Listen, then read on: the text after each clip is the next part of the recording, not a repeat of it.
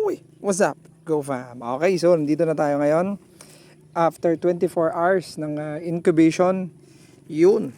Ito na, Go fam. Kinuha ko na dun sa lalagyanan natin. Ayan. So, makikita nyo, mga, saktong bitak lang, Go fam. Ayan, saktong bitak. Ayan. O, diba? Pero, yun nga yung sinasabi ko sa inyo, Go fam. Pag meron kayong nakitang spotted, more or less, high chance na hindi yung tutubo. Kasi na-try ko na yan dun sa LP 534. Sinabi kasi nila normal lang. Ito, papakita ko sa inyo. Ito, Go fam.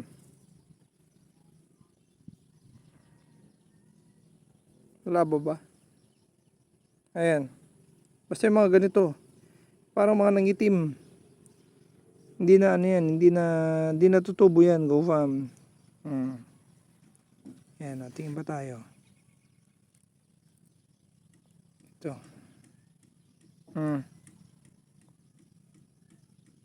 Hindi natutubo yan. Wala na yan. Patay. Basta yung mga parang spotted. Yan, dali. Hanap pa tayo ng isa. Para just to, prove my point.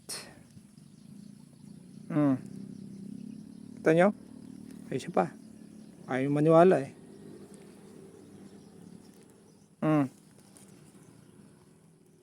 Kita nyo ba yan? Ay, siya pa. Para ano?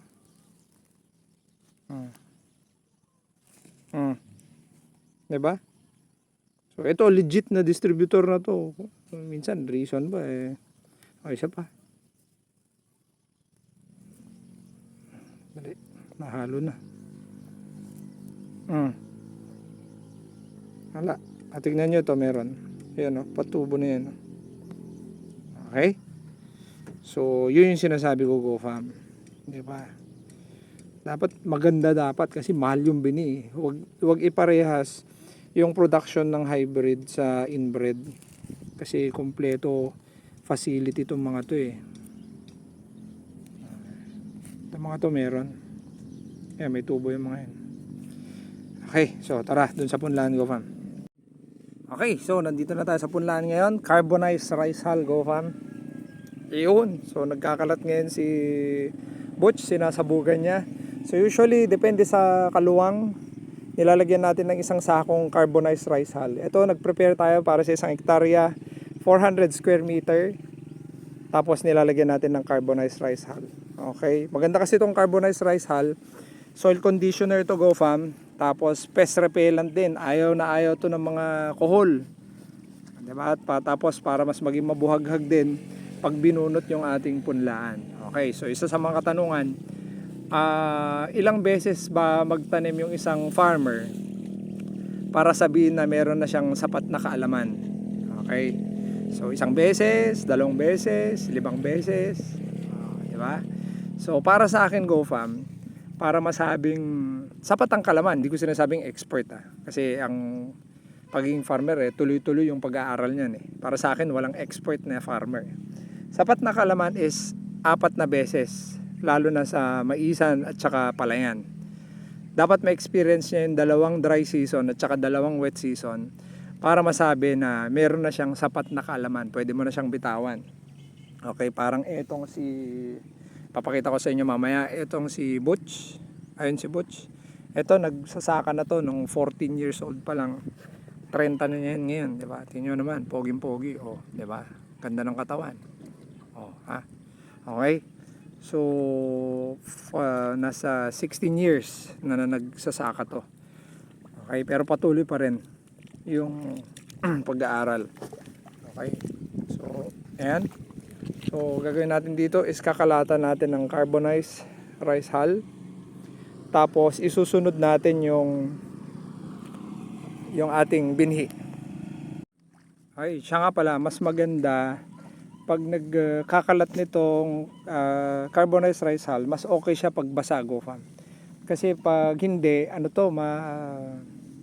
para siyang pulbos, lumilipad.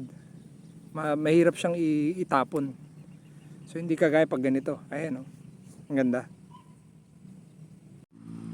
Okay, so malapit nang matapos to, Go fam. Ayan. daming kohol. So ayan si Lito. So 3 cropping. Si Butch, mga 32 na croppings na yan. Yung experience niya. Ayan, medyo bumaba na yung putik ko. Makikita nyo na yung kohol. Ayan sila, yung mga parang mga bato-bato. Ayan, dami. Pero umalis na sila. Okay. Yung iba naman, ginagawa, nag-spray 1 day before ng molluscicide. Ayan, pwede rin yan. Okay, so ito na yung ating punla. Okay, lalagyan na si Butch.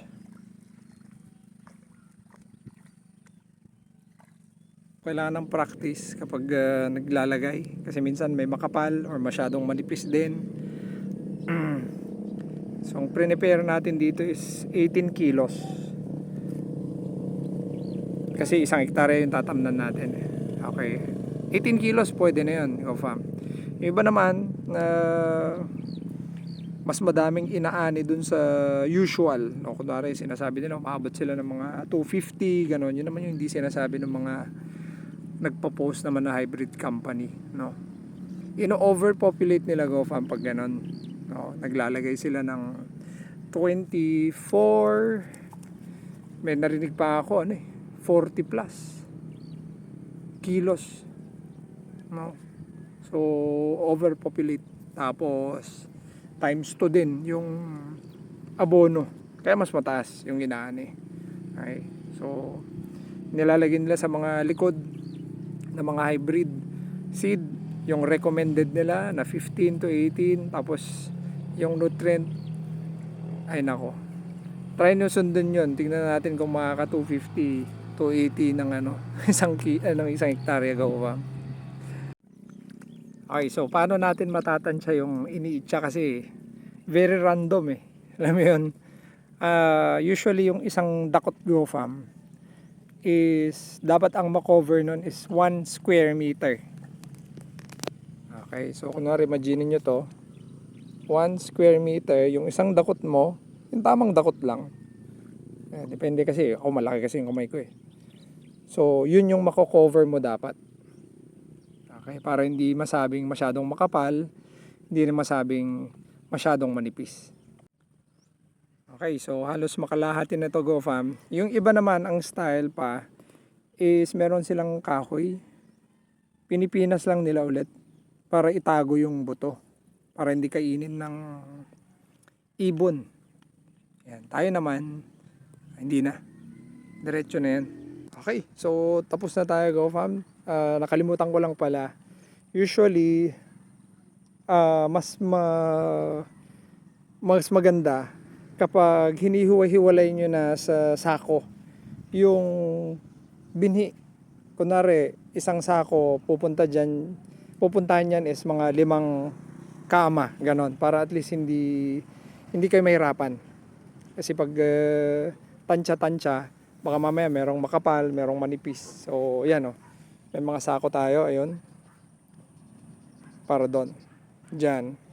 Tapos dito naman, yan, para dito. Tapos nakabaldi, GoFam.